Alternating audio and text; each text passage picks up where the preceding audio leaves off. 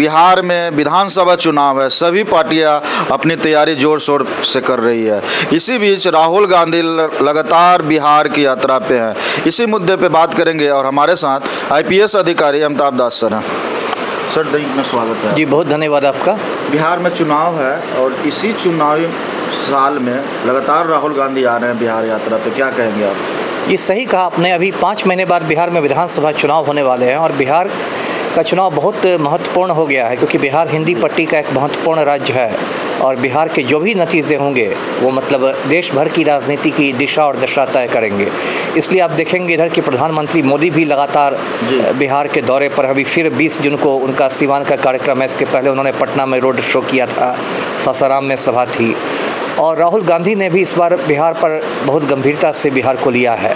देखिए राहुल गांधी ने इस बार कुछ बड़े बड़े परिवर्तन किए हैं बिहार कांग्रेस में, उसमें एक नई जान फूंकने के लिए। एक तो क्या किया कि बिहार में कांग्रेस का प्रभारी बदल दिया। कृष्णा अल्लावरू को बिहार कांग्रेस का नया प्रभारी बनाया है, जो एक युवा है और बहुत आक्रामक तेवर है उनका। उसके बाद राहुल गांधी ने बिहार प्रदेश अध्यक्ष को बदल दिया। राजेश राम जो एक दलित विधायक है उनको बिहार का प्रदेश अध्यक्ष बनाया गया। इसके बाद जो अखिलेश सिंह हटाए गए प्रदेश अध्यक्ष से उनको कांग्रेस कार्य समिति का, कांग्रेस वर्किंग कमेटी का सदस्य बना दिया गया जी। और जो डॉक्टर कन्हैया कुमार हैं जो छात्र नेता रह चुके हैं उनको एक तरह से युवाओं को जोड़ने के लिए राहुल गांधी ने मतलब मैदान में उतार दिया, स्टार कैंपेनर जैसे बन गए हैं।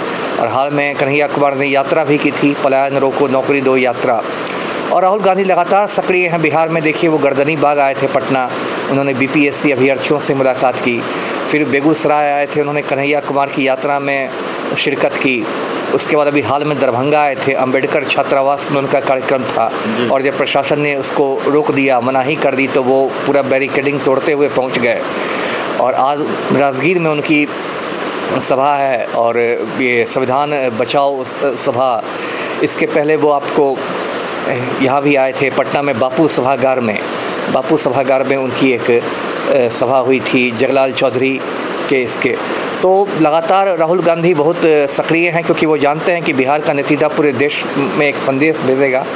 और इस बार देखिए बिहार में जो सत्तारूढ़ गठबंधन है एनडीए, जो भाजपा जदयू का गठबंधन है, उसकी हालत बहुत अभी पतली हो गई है और मतलब सुपड़ा साफ जैसा होने की संभावना है चुनाव में। जो सी वोटर के भी सर्वे आ रहे हैं उसमें लगातार तेजस्वी नंबर 1 पर हैं और पलटू राम तीसरे चौथे नंबर पर खिसक गए हैं। इधर पलटू राम की दिमागी हालत पर भी बहुत सवाल उठने लगे हैं, जिस तरह की उनकी असामान्य हरकतें हो गई हैं। कभी किसी आईएएस ऑफिसर के सर पर गमला उठा के रख देते हैं, कभी राष्ट्रगान के समय उछलने लगते हैं, कभी महिलाओं पर झपट्टे मारने लगते हैं। और अभी जो मोदी का रोड शो हुआ था पटना में 29 मई को, वो भी सुपर फ्लॉप कर गया। सासाराम में भी मोदी की सभाओं में कुर्सियां खाली रही। तो कहीं ना कहीं इस बार राहुल गांधी को और तेजस्वी यादव को उम्मीद है कि इस बार बिहार में महागठबंधन की सरकार बन जाएगी। तो इसलिए राहुल गांधी ने पूरी ताकत लगा दी है। जी क्या लग रहा है सर, सीट शेयरिंग में भी कांग्रेस और राजद में कुछ गड़बड़ी नजर आ रही है? नहीं, मुझे नहीं लगता है। देखिए महागठबंधन में बड़ा भाई तो राजद है ही बिहार में, इसमें तो कोई दो राय है नहीं। तेजस्वी ही सीएम का चेहरा भी होंगे, इसमें भी दो मत नहीं है। लेकिन कांग्रेस को मुझे लगता है पिछले चुनाव में 70 के आसपास सीटें मिली थी, मुझे लगता है इस बार उससे ज़्यादा ही सीटें मिलेंगी, कम सीटें नहीं मिलेंगी।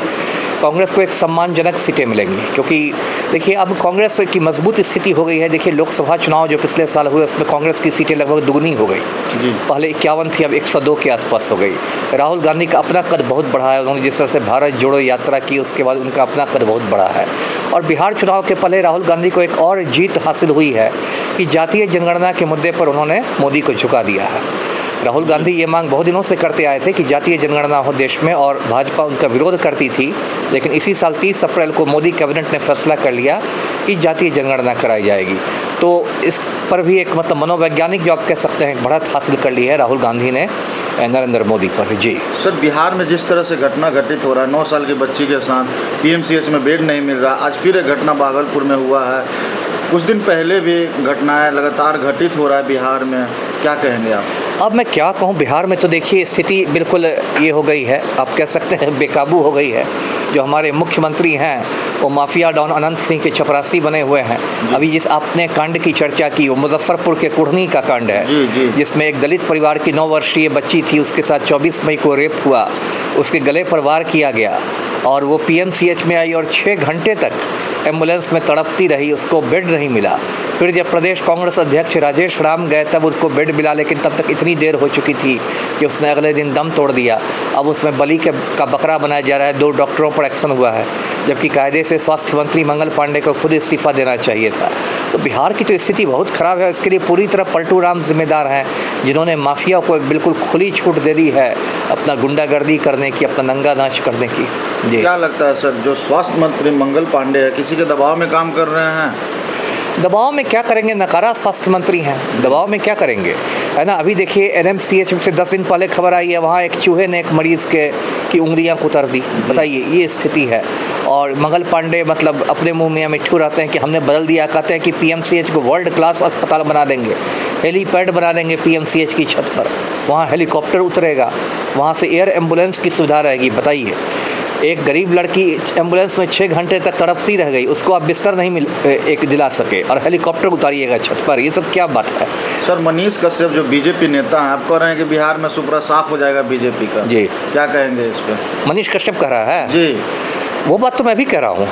अब मनीष कश्यप के कहने की अलग बात है, क्योंकि भाजपा से उसको बहुत निराशा हाथ लगी है। वो भाजपा, दर्शकों को याद होगा पिछले लोकसभा चुनाव के समय वो पश्चिमी चंपारण से चुनाव लड़ने वाला था, फिर रिंकिया के पापा आए मनोज तिवारी, उसको ले गए, JP नड्डा ने भाजपा की सदस्यता दिलवा दी। लेकिन अभी जब मनीष कश्यप की पिटाई हुई PMCH के डॉक्टरों ने की, तो भाजपा ने उसके साथ कोई एकता नहीं दिखाई। तो मनीष कश्यप तो खुन्नस में है और पूरी संभावना है कि वो भाजपा छोड़ देगा, तो इसलिए वो ये बात कह रहा है। लेकिन ऐसी ये बात हकीकत है कि भाजपा और जदयू दोनों का सुपड़ा साफ होने वाला है इस चुनाव में सर। जी, नवंबर में। जी, बहुत बहुत धन्यवाद सर। जी, देखिए, बिहार की हालत बहुत ख़राब है, लगातार घटनाएं घटित हो रहा है, चुनाव आने वाला है। आपको क्या लग रहा है, कमेंट में ज़रूर बताएं, वीडियो को ज़्यादा से ज़्यादा शेयर करें। धन्यवाद।